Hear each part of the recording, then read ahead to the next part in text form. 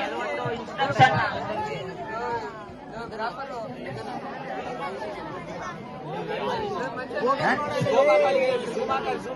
ಬರ್ತೀನಿ ಬಾಬಾ.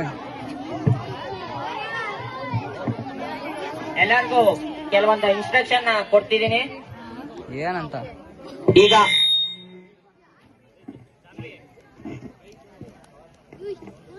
ಈಗ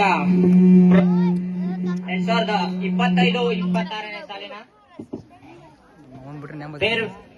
12ನೇ ತರಗತಿಯ ಫೇರ್ವೆಲ್ ಅಂದರೆ ಬೀಳ್ಕೊಡುಗೆ ಸಮಾರಂಭವನ್ನು ನಮ್ಮ ಶಾಲೆಯಲ್ಲಿ ಹಮ್ಮಿಕೊಂಡಿದ್ದೇವೆ. ಈ ಶಾಲೆಯ ಕೆಲವು ನಿಯಮಗಳನ್ನು ಹೇಳ್ತಿದ್ದೀನಿ, ಎಲ್ಲರೂ ಕರೆಕ್ಟ್ ಆಗಿ ಕೇಳಿಸ್ಕೊಳ್ಳಿ.